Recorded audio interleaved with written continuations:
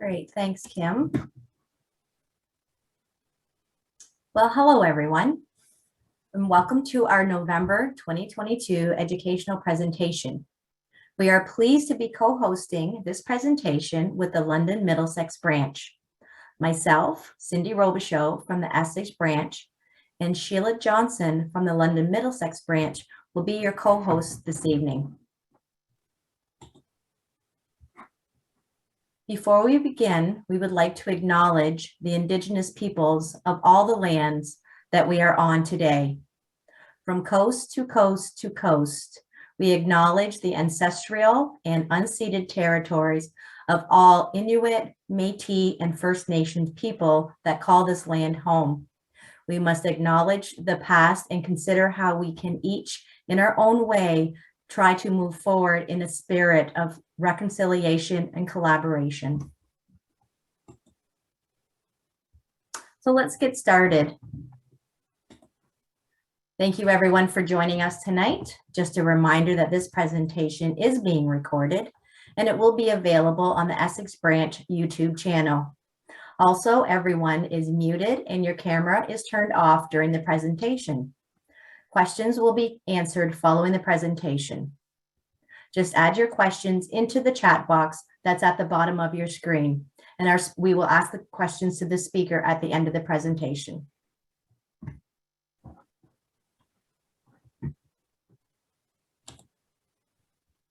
For those who are the first-time visitors to our webinars, we are two of the about 25 branches, or sorry, 35 branches or special interest groups from Ontario Ancestors, also known as the Ontario Genealogical Society, which is the largest member-supported genealogical society organization in Canada.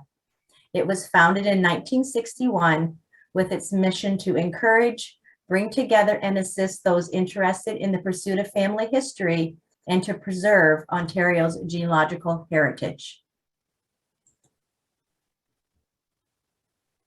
Membership to Ontario Ancestors is now open. November is typically our renewal month. If you join or renew your membership before November 30th, you will be entered into the early bird draw and be eligible to win one of many prizes available. As a member, you can enjoy the many advantages to membership, such as thousands of unique local records by joining a branch such as the Essex County branch or the London Middlesex branch.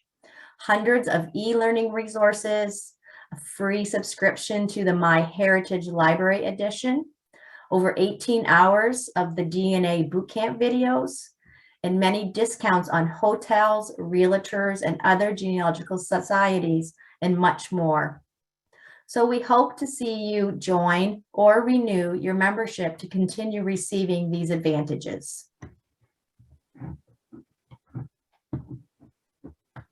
keep losing my mouse, sorry. There we go. And there are some upcoming webinars that you might find interesting. On Tuesday, November 29th at 7 p.m., the Family Tree Maker Users Group will meet. Whether you are new to Family Tree Maker or an experienced pro, you will be amazed at the information that you can discover with these group sessions. There is a link to register for this free presentation meeting on the Essex County branch website.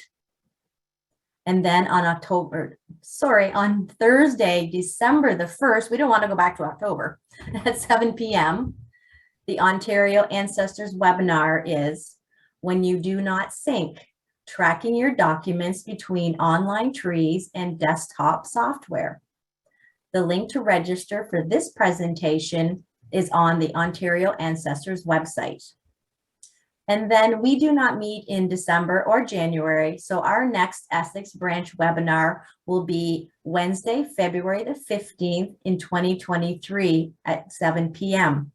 Jane Teskey from the Lambton branch will be joining us, and she will be presenting DNA Does Not Lie. You may find more than your family is ready for. So keep an eye on our website and our Facebook group for more details and to register. There are many more webinars, so check out the events calendar on the Ontario Ancestors website under the Education tab. And now for some upcoming information from the London Middlesex branch. I would like to introduce the speaker. I'd like to turn it over to Sheila Johnson. Hi, everybody, and welcome. And thank you to the Essex branch for inviting us to be co-host of this presentation. So we just wanted to share the London branch next webinar, which is on Saturday, December the 3rd at 10 a.m. And that is a virtual presentation. And it is the number 10 stationary hospital, a remarkable unit of Londoners in World War I. So this is the stationary hospital that would have been staffed by physicians and nursing staff and some other allied health professionals in World War I overseas. So these two speakers, these young ladies, are from the public history program at Western University, and they're super excited to present this topic, and we're super excited to have them speak. So I will put the link to that in the chat.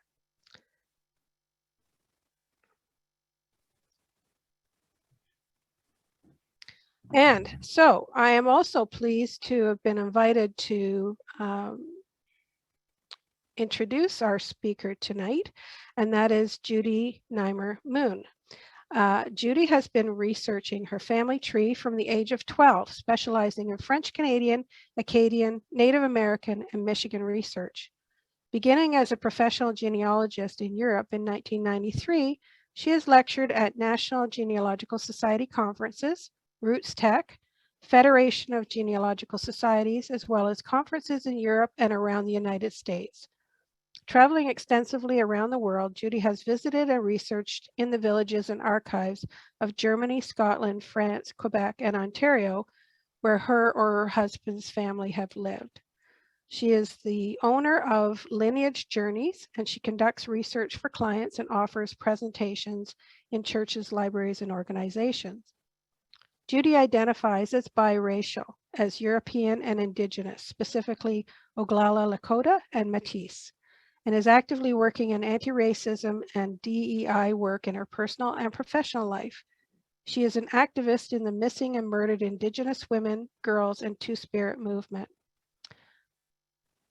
And I've been given permission to edit her very extensive bio. This is a very busy lady, so I will just say that she's involved in many, many genealogically related organizations in North America, and also it looks like in Scotland as well. So I will just say then that her topic is No Dead Ends, Finding Your Way Through Family Roadblocks, and I love that title. So here's to you, Judy. You can take it from here. All right, thank you. I'm going to bring my presentation up. Can everybody see that all right? Give me a thumbs up or yes, Sheila. Yes, we can. Okay, good, thank you. So hello to everybody in Canada. I am so grateful to be with the Essex County and my own London Middlesex chapter. I'm really thrilled to be with you, and I've had the wonderful pleasure of being in Canada a lot. My husband Denny and I are actually more Canadian than we are US citizens, because our ancestors lived in Canada for many, many years. My people originated in Acadia, and certainly among the Indigenous people, the First Nations people in Canada. And my husband's family goes way back in Ontario. And I've recently discovered my Ontario ancestry. So I'll talk a little bit about that probably tonight. So let's go forward with what we're going to do. All right, so a lot of the things that I want to cover, I'm going on the basis of what I think probably will be most helpful to you. I'm hoping that by giving a fair amount of time to Q&A at the end, that we'll be able to talk about other content that maybe we didn't get a chance to, but that I can address in our questions. So what I'm going to do is take you through a series of sort of steps of what you might do when you come up against what we would call a roadblock or a dead end, where you think that there's no place else to go, there maybe aren't records for what you're needing, your family appears to be, quote, lost somewhere, or that there aren't records for them. So we're going to see if we can help you around that by a couple of the techniques, not only that I've learned over the years, but certainly that I've learned about from other marvelous genealogists across North America and Europe. So we're going to talk about the various ways that you can look at records to get more hints by using what you already have. We'll talk also about using checklists and various record groups to sort of narrow down things that you might be looking for. Exhausting online content, because that is by far the cheapest way to go. We don't have to drive or travel or pay fees. We can hopefully find things online, but it's a matter of, locating some online content and looking for some of the less used websites, but hopefully using the handout that I've given you. There's a lot of things in there that while we won't have time to cover, they cover in the handout a whole bunch of links that a lot of people either don't remember to think about, etc. So I'll reference some of that. We're also going to talk about unique content areas around ethnicity or geography and more. And then especially reaching out for help and how to get information from others who might be in the geographic locale that you're trying to work in.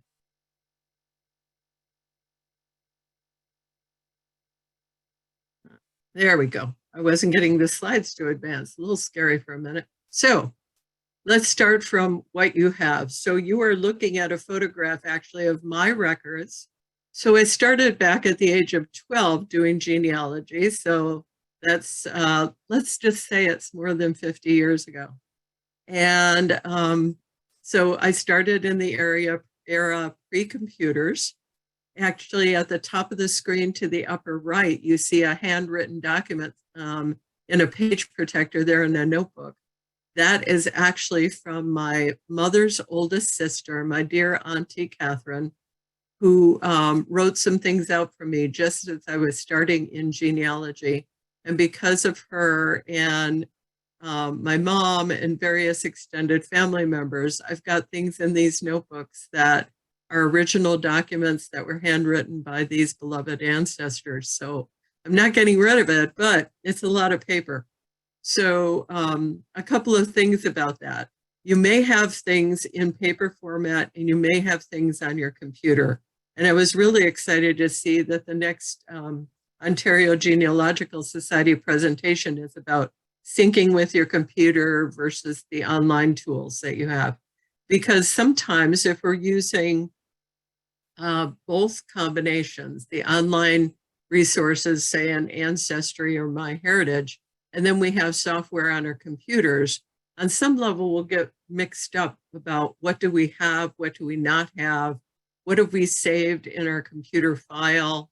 I'll admit to having a laptop and a PC. So what's saved where? And are you saving it in the cloud or are you not? Do you have it in paper format like I have some of these notebooks that you can see? So the challenge is looking at what you already have in depth. So printing out or utilizing family group sheets, printing out, looking at your trees and for the gaps in the trees, especially if you can print out in some sort of format so at least you can see some of the dates.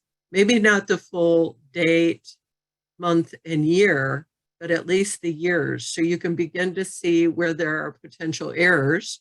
And certainly some of our programs already tell us that, like this girl couldn't have had a baby at 9, that sort of thing that we all make mistakes on. And sometimes it's just typos, or sometimes we've got the wrong person because of a common name. Vital records, looking at them in incredible detail and taking the opportunity to dig into them. It's exciting on one hand to find the death certificate or the birth, baptism record, that kind of thing. But have you looked at it in incredible detail? Have you looked at who might be the person reporting the death? Who might be the person that is writing out the baptismal record? And have you noted who the godparents are? Mostly those tend to be family, right? So paying attention to some of the details, many of us just get excited and we put it in our records because we've actually got an actual date for a record. And we do that and then we move on. On the other hand, those records have hints to other things that we really need to remember to look at and to go through in some level of detail. Pictures. Do you know who everybody is in the picture? Have you had the opportunity, I hope for your sake, of getting pictures from family members and handed down through the family that actually somebody wrote on the back to identify who all the people are? But what if one of the people in the picture isn't identified? Have you taken it around to other family members to see if they might know who it is? I have a younger cousin who knows more about who the people are in pictures than I know because she is the daughter of my mother's oldest sister. So she ended up getting dragged around to all the ancestors' houses, God bless them, who are now gone, but she's the one that remembers their faces in the pictures. Whereas I, who have been keeping all the records, I have dates and names and all of that, but I may not have ever met them. So that's really important too. And then finally, things like census records, probate records, and land records.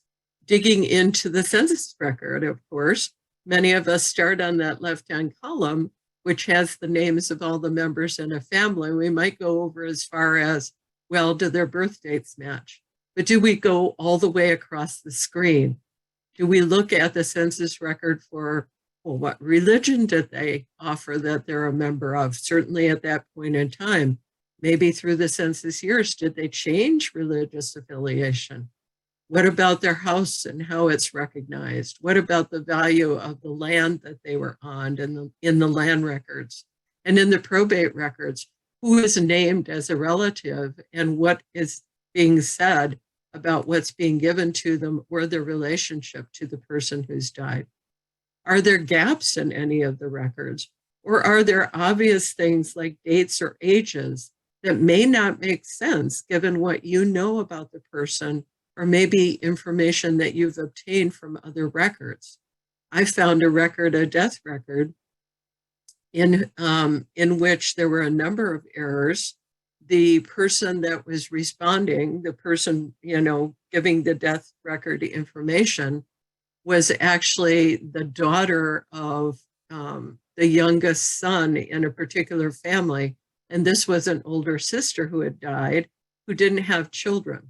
So in other words, this was a niece that was reporting, and she actually gave the wrong birth date for this particular auntie, which was interesting in and of itself. But then she actually, maybe out of nervousness, gave the wrong parent names. So rather interesting because they're her own ancestors too, but she maybe was a little nervous under the situation, who knows? But from other records, I knew that information was actually wrong and it wasn't representing another person. And then what about the locations?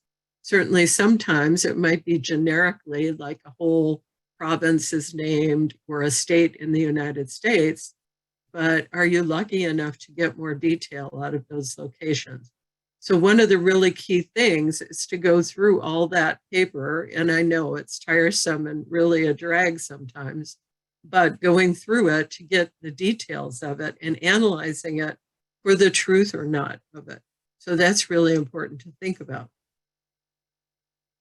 Using what you have then and reviewing all of these documents and records, what is missing? What items aren't there? Do the dates and ages make sense? Having somebody as a genealogy partner, which is part of the absolute value of being a member of a genealogical society, is having those opportunities to make friendships, and then having somebody who's new to your family looking at some of your work, especially your problematic areas, those dead ends that you're trying to work through, having somebody look at your work and the history of that particular ancestor to see if they're noting something that you would have missed. And, in some cases, that's that simple sort of, we reverse numbers or we note down a particular location and it's actually a location for someone else in the family. But on some level, we're hurrying or we're kind of distracted, family is around us or we're trying to get something done before we put dinner on or something like that. So having somebody else who's new to looking at your ancestors and having them review things to see if they notice something. If you haven't already utilized the wonderful idea of using timelines to place people in a family in locations. So I've given you an example here of a recent client that I did some work for. As you can imagine, the Jones surname is very common across North America. And trying to figure out, well, where did this family come from? Where did they move to? Where are all the kids born? I started creating this timeline, so you can see that on the screen here, because they were in this, northeastern area of the United States, but we couldn't figure out either where they came from, but then clearly the children were born in different states, albeit in somewhat close proximity geographically, but in the time frame, people generally didn't move around that much. Well, as I came to find out, this gentleman, Tom Jones, was actually a traveling minister. And so he and his family did move around a bit because they went to different congregations. And then he and his wife had children in different areas. So, but again, with a common surname like Jones, and especially with first names like Tom, Ellen, George, also very common. I didn't get lucky enough to have an Ezekiel or a Solomon or something like that made it a little bit more unusual.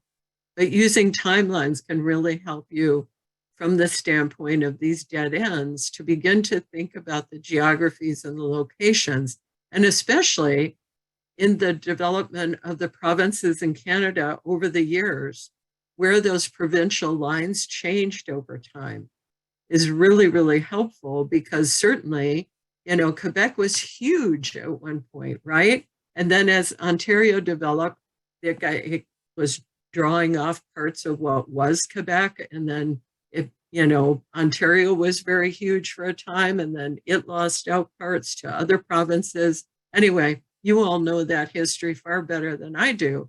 But it's important to keep track of where those timelines are, what time frames the family lived there, what did the geography and the maps, the lines of those maps actually look like as you looked across the provincial development, but certainly also even the smaller divisions, the smaller counties, the townships, all of the different areas that developed, as we settled the continent, right? And then sometimes it's really, really valuable just to talk to a regional specialist in the archives, in the library, talking to somebody at a family history library, talking to somebody that has a regional specialization who knows about the timeframes, the locales, what cities merged into others, what townships got absorbed or renamed, etc. Regional specialists and historical societies are so much our friends because they know so much about that too. And as genealogists, sometimes we forget about those things. Then there's also checklists. Are there areas or categories, record groups that you've missed? Are there things that you should think about that you hadn't thought about before because that wasn't particularly a part of a particular century that you thought about? What kinds of wars, economic issues, droughts even for those of our families, many of whom were farmers back in the day. So what are the little checklists that you might want to use? On your handout, I've given you a number of resources where you can find a variety of checklists to help you go down the list on some of these. So on the left, you can see some of the paper sheets that I bought from a company back in the day, and picked up over the years at family history centers or various, in this case, the Midwest Genealogy Center in St. Louis. I think that's where Mid-Continent is. I always forget if it's St. Louis or another location, but nonetheless, there are multiple checklists that you can use to find out whether or not you're getting the right ancestors' records and covering the time of from their birth to their death in a good way, to cover record groups that maybe you don't often work in. How many of you have really utilized military records, land records, probate, things like that? Most of us are very familiar with the vital records, birth, marriage, and death. The census records are very familiar to many of us. But also, how much more do you dig in deeper into some of the other unique record sources, and especially historical society and archival collections? So using checklists can help you to figure out what you've missed, which can be immensely important. Then there's the record categories, and I've already mentioned military records. And for those of us of indigenous ancestry, our people as the highest per capita service rate in the military, I think across North America. I know it's true in the United States, but military records that place our military family members within the context of who their next of kin is and where they were born and raised, that kind of thing. Faith communities especially, and all of you in Canada are so blessed beyond, certainly from what we get out of the American census records. The Canadian census records tell us what religious community our people are a part of. And that was one of the delightful occurrences as a early Canadian researcher, when I found out about my Canadian family, as well as my husband's, finding out that I could find, what faith community they might have been a part of just by a listing on the census record. So, and faith community records giving us those sacramental or notable passages of life, such as first communions and baptisms and confirmations and things like that. But then also burials, right? So while death records will give us information, in some locales, the death records don't say where ultimately someone was buried. But in many of the faith community records, the burial information does provide information about that, and certainly gives us more detail in the way of dates. Because of the aspect of working in the French Canadian records of Quebec, the blessing of the baptismal record that also tells us the birth date, and then the burial records, which also give us the death date, is really a benefit. That's not something that we're blessed to have so much here when we're studying records in the United States. But, the faith community records, and then certainly from the standpoint that all of us have, any number of faith communities now that are in their centennial, bicentennial, et cetera, timeframes, are compiling books that enumerate who started that particular faith community, who built the church, whose land was donated for that facility, et cetera, who were the founding families. And then, the oldest cemeteries in those communities and who has been recognized there.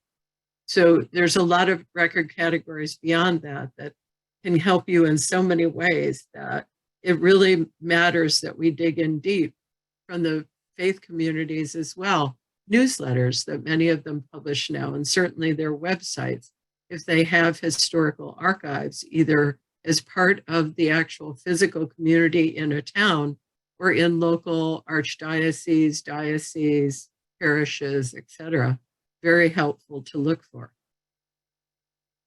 And then there's locale-specific records. So certainly utilizing the libraries, genealogical, and historical societies in the locale that you're researching. Most of our libraries and archives don't have the funding to digitize their records. So we really do either have to physically go to the location or find someone who's near there to do that research. But sometimes having that locality specific person, they'll know about maybe rental books or a particular land plat that gives the locations of the various farm settlements, where the older churches were, and they'll know that there's a map from 1810, that kind of thing. So interlibrary loan tools throughout the library systems is immensely valuable when you go searching for surnames or by locale. Kathy Trust, if you haven't used it, a wonderful resource for getting materials that maybe are very much more limited, but might be in locales near you. Recently, the Allen County Public Library in Fort Wayne, Indiana, has retaken possession of Percy, the Periodical Resource Index List, which is now, by the way, free. It was once part of Find My Past, and you often would have to pay a fee for certain records. It is now taken back by the Allen County Public Library, which is very close for all of us in Michigan and Ontario to get through. But Percy is searchable online. You don't even have to drive to get there. But some of the resources you might find are available at Allen County or, of course, out in Salt Lake. You all have marvelous local and regional libraries and archives. The stories I could tell about my wonderful experiences in Ontario and Quebec. I've already mentioned Allen County, but Library and Archives Canada, I couldn't do without them. And I have to say how much the staff there, with a phone call from me, will guide me and help me as I'm doing research on my family in Canada. I have gotten so much help and support from them and suggestions for where to look next. I'll give you an example too in a little bit about Internet Archive, but if you haven't used Internet Archive, whole books are there, whole pieces of information on family lineages and genealogies that have been published. And then, if you haven't heard it before about Google is your friend, Google Books is your friend. So finding information that is out there in the world, and you can find it by using Google Books. I often use Google Books and the Internet Archive for locale-specific records. So I get a sense of a community, the economics of it. Is it a farming community or a manufacturing community? What were the kinds of things that people did there? My ancestors in Canada were very much ballroom dancers. And by using Internet Archive and Google Books, I've learned a little bit about some of their history in being ballroom dancers in Ontario and Quebec. So that was kind of fun. But there are many resources on your handout that I'm hoping that you'll take a look at or ask me about. There is just so much available for all of us that's on the internet. So going first from these online resources, that'll help you save money, time, and driving. I wanted to share this additional piece that I shared with some of the women here from the society leadership. But in my hope to drive into Ontario to explore my family, the Walker family, I had typed a message out early in a week in September of 2019. So pre-pandemic, I was going to be coming to Canada on that Friday, and I wrote this Facebook message. So if you haven't used Facebook for genealogy, on your handout, there's information about Catherine Wilson's list that she developed of over 16,000 Facebook pages that are utilized for topics in genealogy, whether it's societies like ours here, or the information about military records, land records, specific locales, etc. But this particular link or picture that I'm showing here is the actual Facebook posting that I made prior to my trip into Ontario to study the Walkers, who lived in Mosa in Middlesex and Metcalfe County or Township. And I was asking for guidance from, those of you that live over there, where should I go? So the first entries that you're seeing on the left are the almost instantaneous. I wish I'd taken screenshots earlier because you're seeing them after the fact quite a bit. But within minutes of my posting, I was getting answers from people, some of whom ended up being cousins, that were sharing with me about family information and where I should go. So some of the direction was go to the library in Strathroy. So of course I went there. Well, then the entry on the right is that I'm in the library in Strathroy and I couldn't find a particular book. Well, if you look down the column, you'll see that the Internet Archive is cited on a particular book that, interestingly came up, quote, missing from the library in Strathroy in their wonderful genealogy section there. And they sent to me the link for the entire PDF of the descendants of my ancestors. So needless to say, when I saw that pop up on my Facebook and I'm sitting in the Strathroy Library, okay, I don't have to look for that now. But I have to also add that I was honored and thrilled to have Bill Groot, who those of you in the Middlesex chapter will know. He and his wife saw me posting on Facebook and they live quite close to the Strathroy Library. He actually showed up while I was there.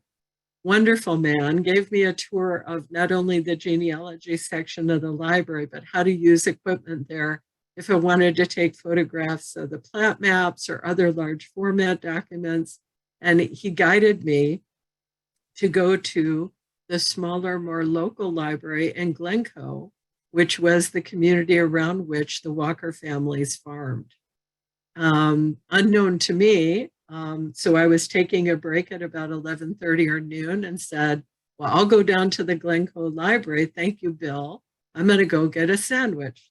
So I went around the corner to the little Subway restaurant and got a sandwich and then drove down to the Glencoe Library. Walking in the door, I was greeted by my third cousin, which was fascinating because Bill called her and said I would be coming. She led me over to a table that was piled high with the books of our common ancestors. So she helped me out quite a bit by giving me information that it would have, of course, taken me a little bit of time to find.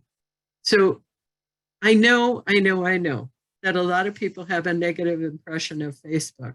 And yes, the political and the nasty and the things that go on there. But I'm telling you that well over 16,000 and growing. So Catherine Wilson's reference on your handout also references that Catherine has turned over her list to Cindy Engel of Cindy's List. And that Facebook list is going to be shared on Cindy's List. It's already partially there. I believe she's updating it. And I heard from her recently that there are probably more than 18,000 Facebook pages now on different locales, genealogy societies, reference materials, specific things like military records, land records, et cetera, et cetera.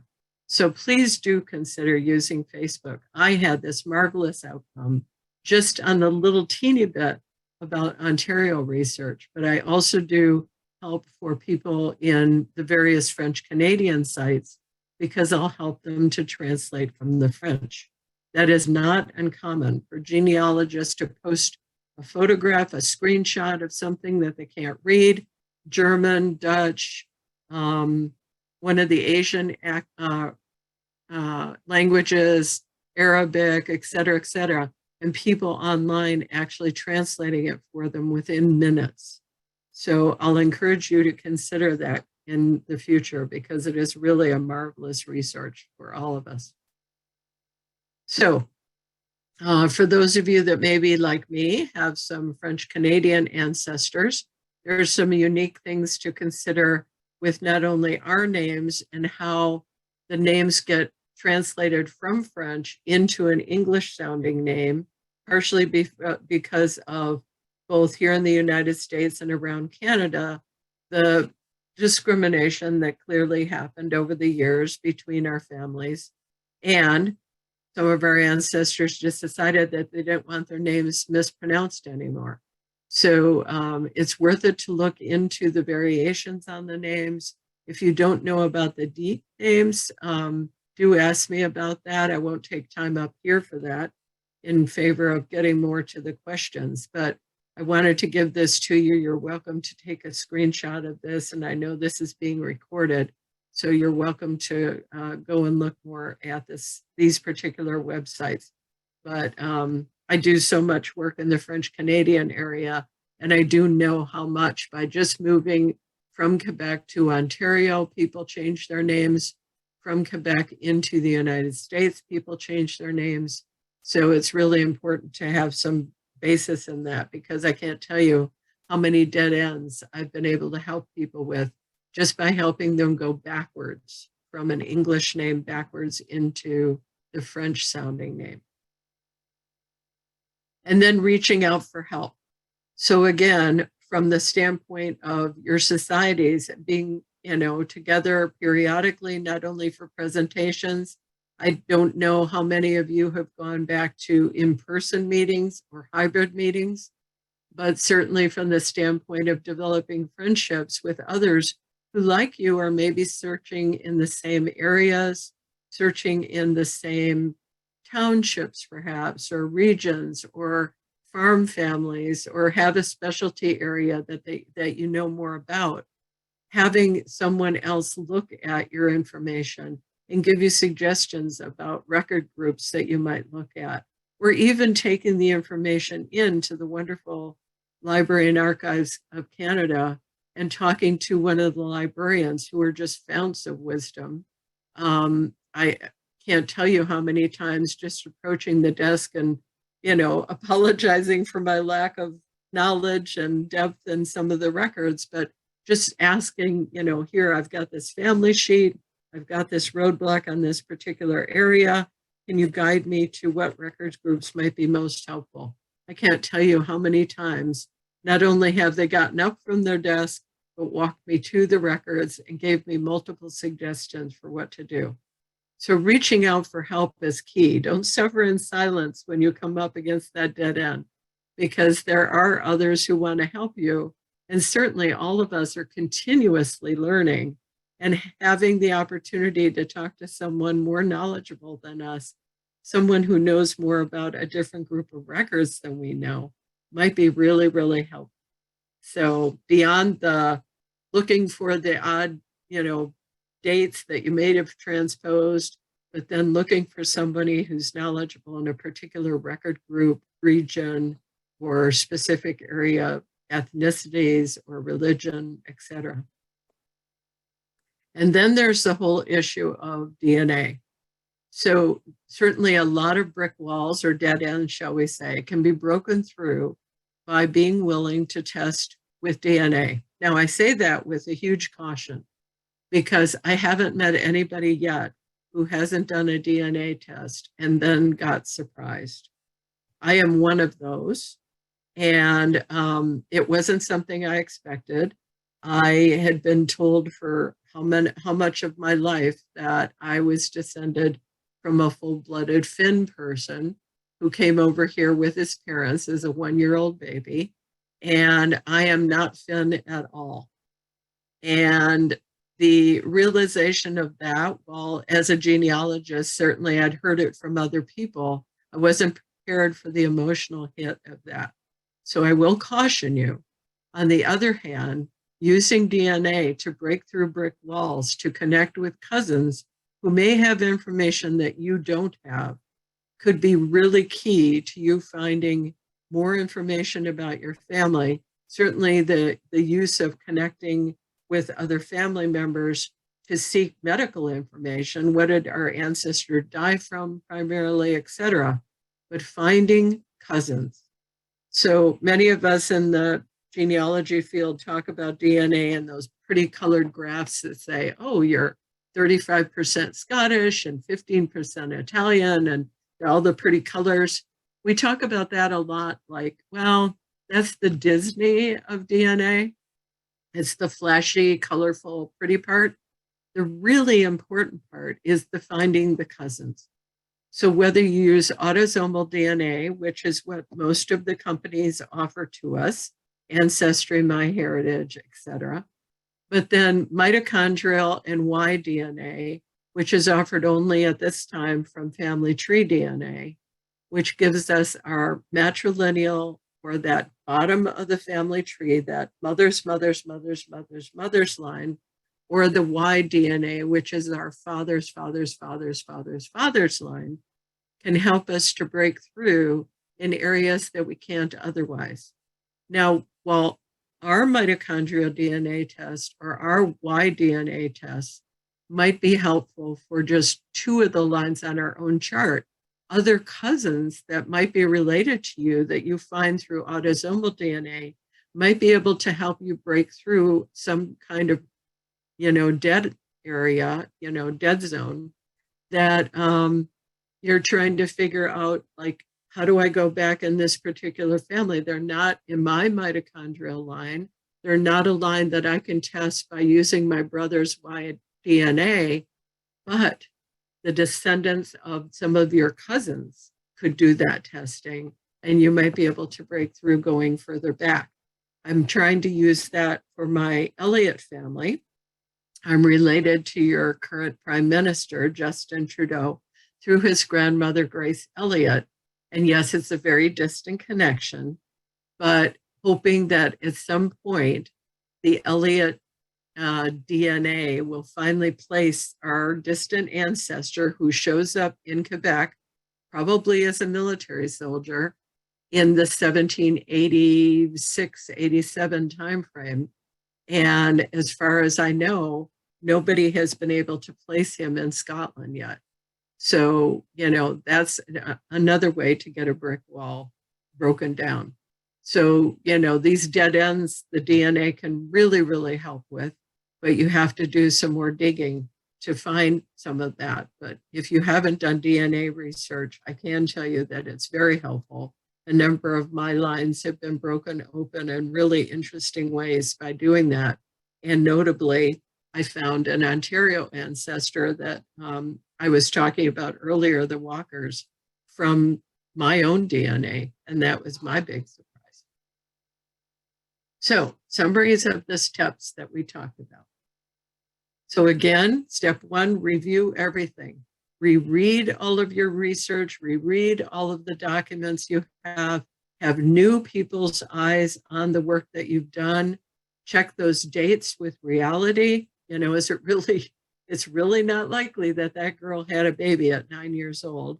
Look for gaps in the information or obvious errors.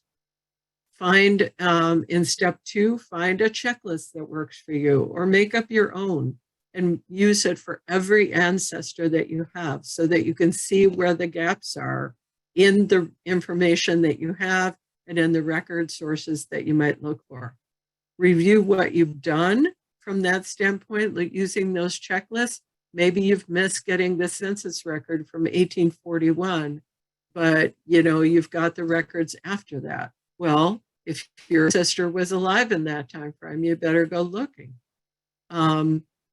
Then seeking specific information from those records, all of them, to dig in deeper. Are they giving you new clues? Were they landholders and you haven't even looked at land records? That would be a way to determine that, using this idea of looking at a checklist. And then again, step 3, using online content because it's easy, simple, fast, and hopefully free. Using your public libraries resources that way as well. Using Google. I can tell you that my Lakota family out in Pine Ridge, South Dakota, I found a black and white photograph in the 1900s just by Googling my oldest ancestor's name, who was the first one to receive the land allotment on the reservation in Pine Ridge. And it was a black and white photograph of the original house that was put there. I had never seen the house looking that good. So needless to say, from 1900 until, more recent times, so I was a child going out there, as a kid in the 1960s, I didn't see that house looking that nice. But it was a picture that came up when I typed that name into Google.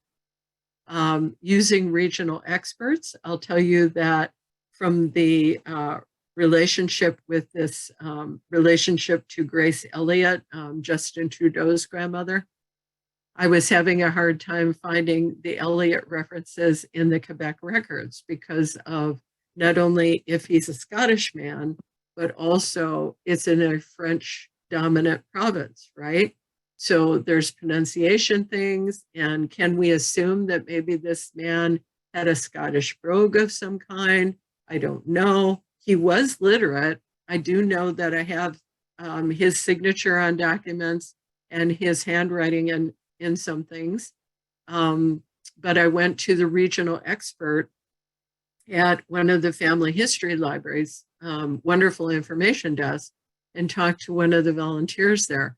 We actually played a marvelous game with each other where I spoke with a French accent and having him, kind of trying to figure it out from his sort of thinking as a Scotsman, and then him speaking to me with a Scottish brogue and me thinking with a French sort of brain, how would I have spelled that name? It literally was a breakthrough at a time that I couldn't find any of the Elliott surnames. I found 35 spelling variations for the surname Elliott in French Canada because of that exercise. So do try that. And oh, by the way, I went to him as a regional expert. He ended up being more of a linguistic kind of expert for me. Anyway, step 4, reach out. So I already talked about Facebook and the marvelous resources in that. But reach out too. You have universities and wonderful learning institutions around you. Use them as well. I can't tell you how many times I've approached university or college people, professors who are specialists in geographic areas or in particular subject matter, historical information. Use your historical societies, your church experts, especially ethnic or social experts, about what it was like for the families that lived in that community or what times were like when there was an economic crisis.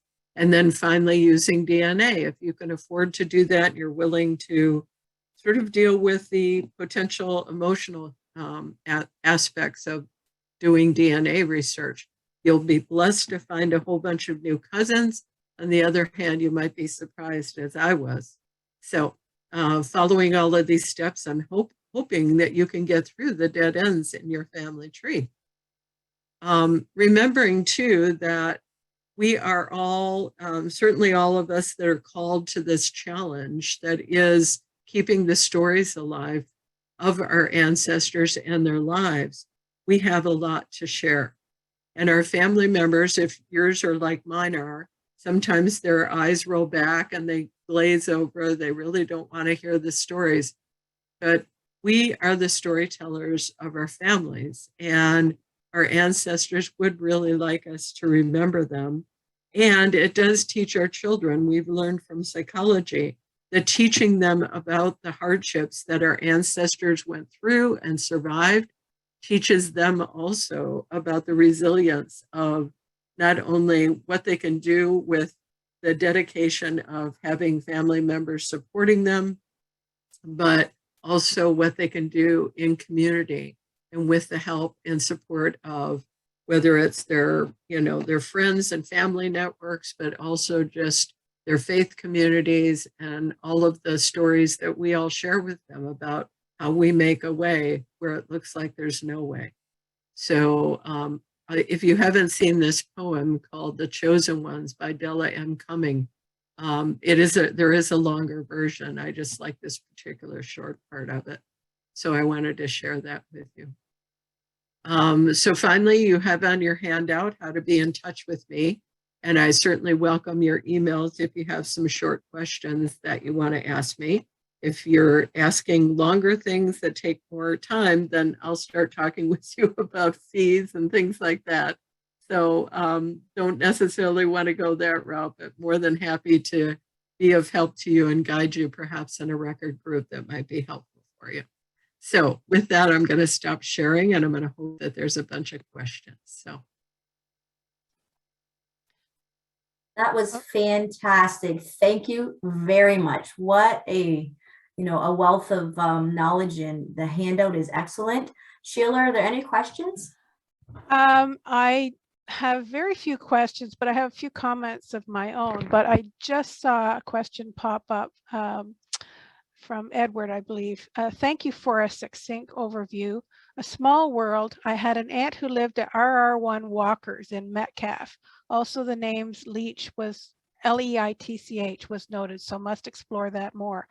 Oh And, my, you do. You do. Please email me. We could be cousins. Yes, the Leaches came, so that whole community in Glencoe, the Scots among them, are all from Argyll in Scotland. And I know it very much more. I've been to Scotland twice in the records.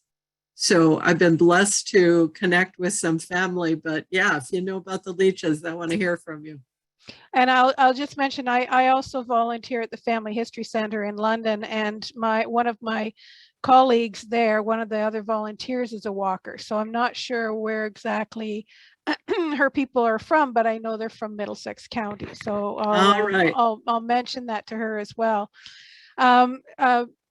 And Cindy, I've had a few people contact me that they have been unable to get or see the handout. So I have emailed it to the few that did contact me specifically, but I see another one just popping up. So I'm wondering if you can post that again. And maybe if they're not getting it, we can get the list of attendees tonight and get that sent out to them. Sure.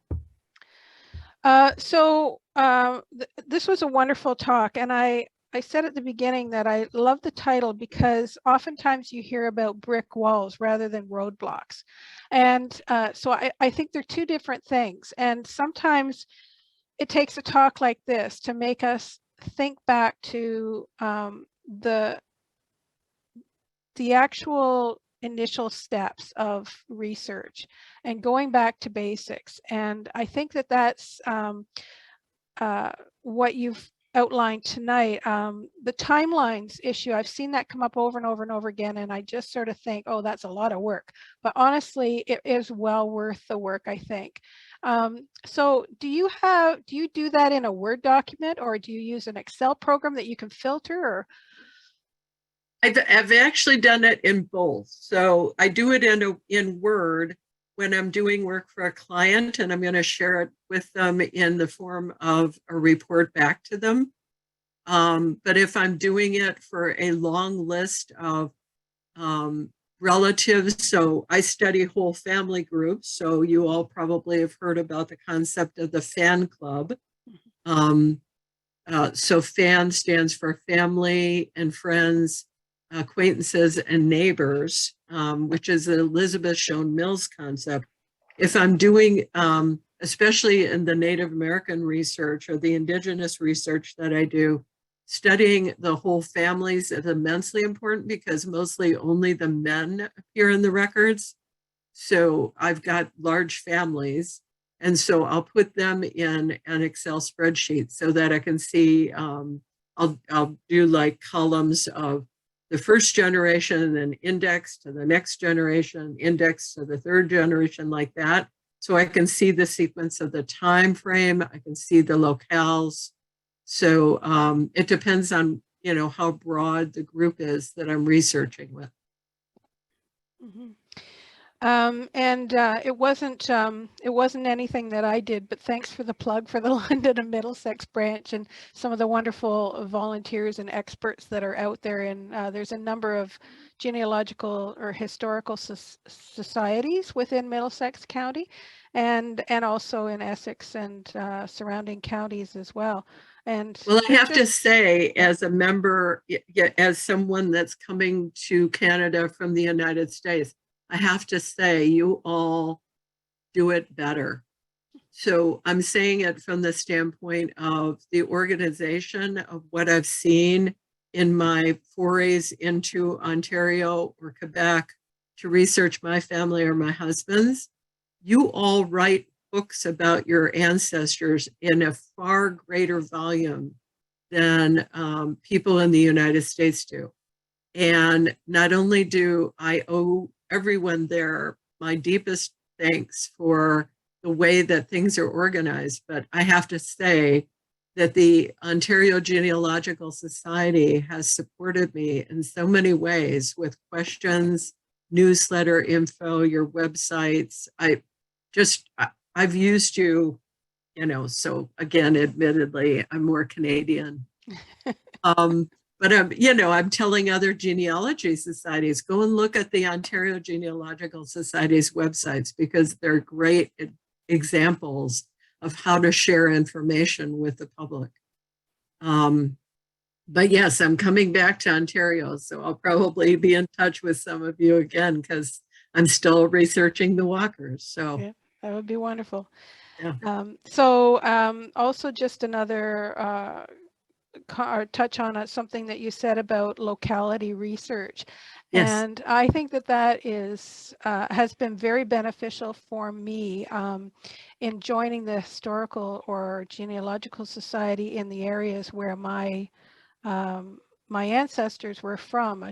And not only did I get help from the society there, but when you talked about university libraries, I went to the Weldon Library up at Western Ontario, University of Western Ontario.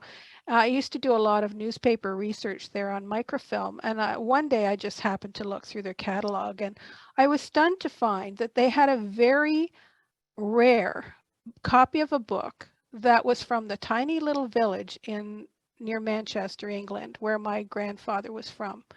And that just opened up a whole new area of research. And also they had a very, again, out of print copy of the regiment that my father was in the Second World War in Italy. And so those two things were just mind-blowing as to what those university libraries hold.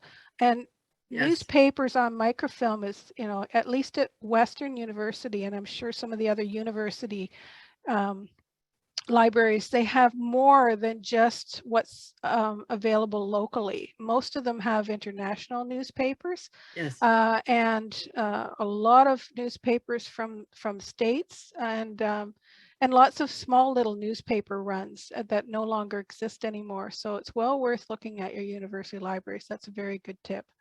Well, and especially from the standpoint of the diaries and the journals for early settlers, that give you more of the feel for the culture and the trials and, all of the economics and, how it impacted the regular folks on on a farm or in a small town and things like that. I mean, those diaries, journals explain things from a perspective of how somebody felt about it, right? And look for audio recordings as well. I mean, most of our universities and archives have some level of audio recordings that help with recording the voices of some people who, bless them, are now passed.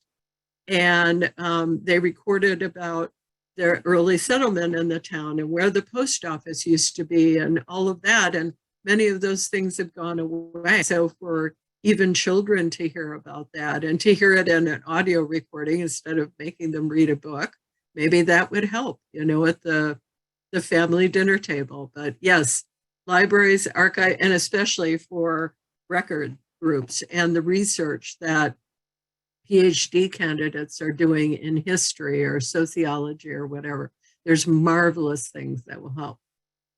Yes, I actually just came across the fact that Western University has available in their catalog and freely viewable to anyone a lot of PhD theses.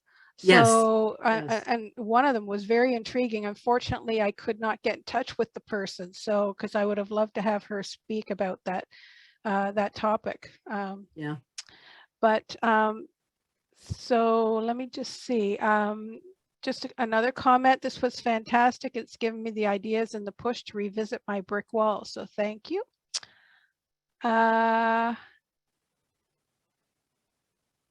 Okay. Somebody thought they were posting to me, and that it seems like they are, but I don't see the message. So that's from Kathy. And I don't see any other questions, but if anybody does have a question, post it in the chat now and I can read it out. This was a really a great presentation, and so nice to see so many people joining. I'm thrilled. And, you know, part of the things, I guess, that part of the reason that I do this particular presentation is how much I've been blessed to learn from others in the genealogy field, reminding me about things that I've forgotten, right? So I don't know, you know, I can't see people on screen, so I don't know their relative age, but, you know, I'm 69 and I started genealogy at the age of 12. And so I've forgotten what I've forgotten, right?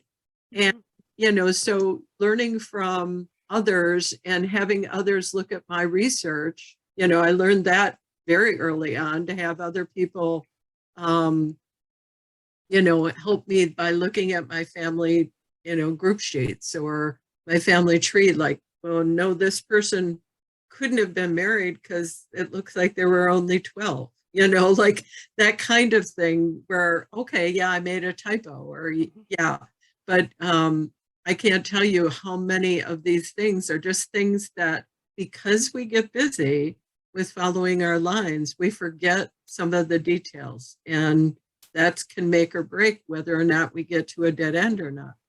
So true. I've you know, was super excited about the 1950 US Census coming out, and realized how many of my family from the States that I hadn't even done the 1930 census. Right, So, exactly. Yeah. So I do have a few more comments now. Sure. Kathy did say that paper checklists are very helpful. Do you know if or where digital versions can be found? She prefers a digital version as they're searchable. I don't blame her for that. So I would tell you that Google is your friend. So if you Google checklists and then look for, as you go through that list of what Google search brings up for you, watch for the ones that are highlighted as digital versions. I'll remind you too, I think I put it on the handout, that Thomas McEntee, who many of you might know because he's been an international speaker for quite some time, he creates a variety of really wonderful handouts on his webpage that are free. And so I believe I gave you the link on the handout to look at his. You might want to think about looking at his list. I think he has one about checklists. Can somebody help me out? I don't have my handout in front of me. If you look at the handout, is there Thomas McEntee's citation on there?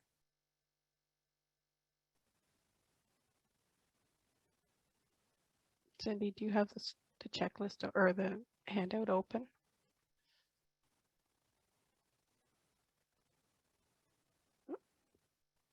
Yes, it looks like there's a link there. Okay, so do check his website for that. He's compiled some really marvelous, 10 ways to do blah blah, or 10 websites for this, and that kind of thing. There's a lot of really good content in what he offers. There might be, I think there's a couple of checklists mentioned in a couple of places. But do use Google. You could type in digital checklists or fillable checklists, do different words that way. Use genealogy, of course, fillable genealogy checklists. Cindy Engel probably has some up on her site too. Okay. Brenda says, any suggestions for First Nation sources in addition to the usual vitals and census? My cousin is 10% Native North American, and I don't know how to learn more beyond birth, marriages, and death.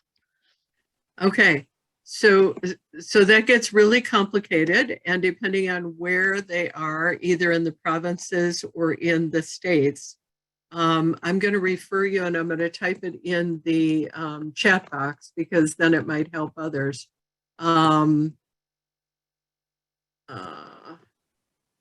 I think this is the title. I don't have, the book is in my bookcase, but Roberta Estes created a really marvelous book on using DNA for native research. It is not, you don't have to use your DNA necessarily right away. She actually has step-by-step, this is what you can do. I will offer to anybody that wants to look at that book, and I'm not getting any promos from it or anything else. I just think she did a good job of showing the step-to-step how to research a particular racial or ethnic group. She does it in a very logical way and then adds in how you can use DNA to help sort that. So I'll encourage you to look at that.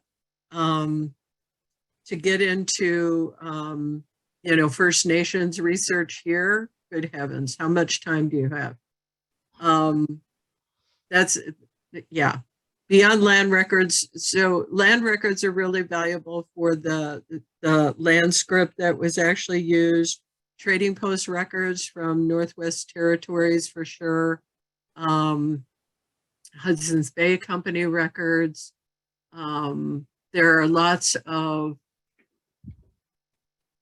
oh my, it would take too long to try and explain that. If whoever that person is wants to reach out to me on email, I could give you some resources that I've collected.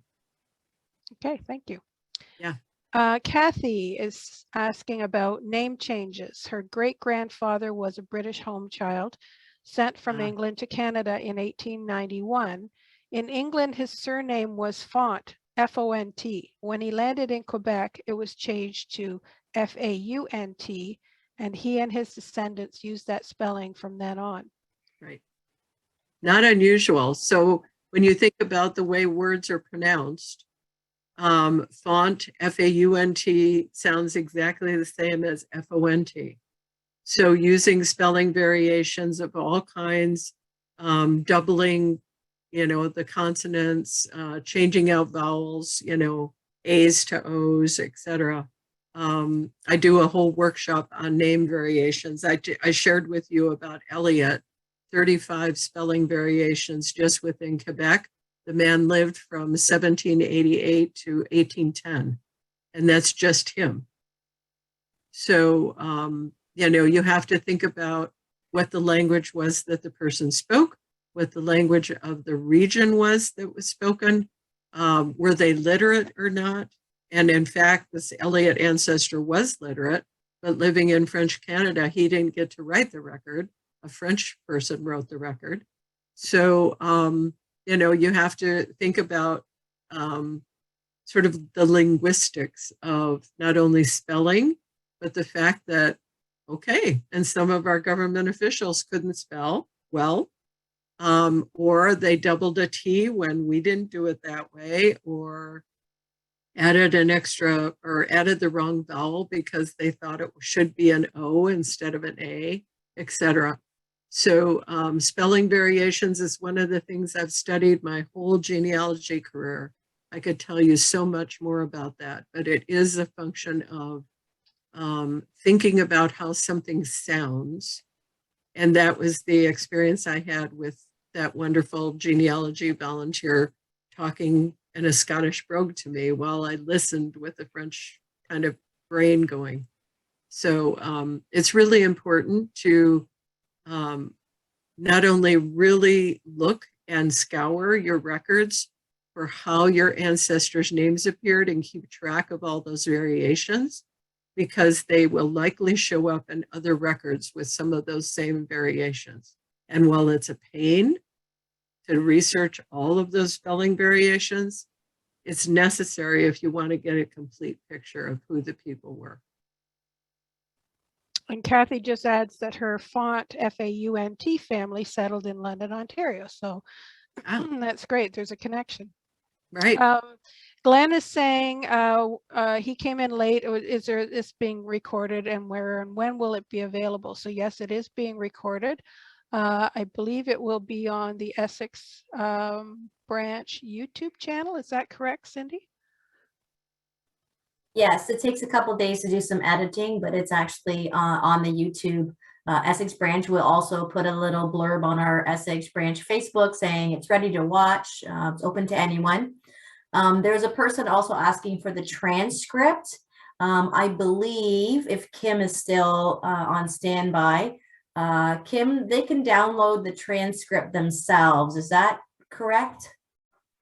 Actually, no, the transcript, Okay. it will, the closed captioning will appear in the recording, but the transcript, no, because it's actually part of the proprietary, the speaker's presentation. So, Okay.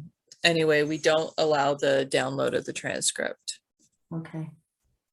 But yeah, as you say, definitely you can go rewatch the recording. And Brenda, this is for Brenda. And hopefully you can get the information that you're needing again. Oh, and Brenda has her hand up. Kim, can you allow her to, I'm not sure if we can unmute or not. She should be able to. I've asked her to unmute.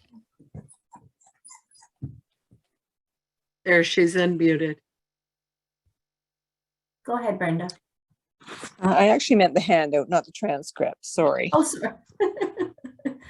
Yes, we can get that to you. Okay, great. Thank you. No problem.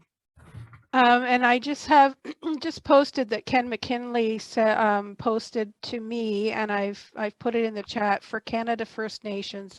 See the page at Library and Archives Canada, and the link is there.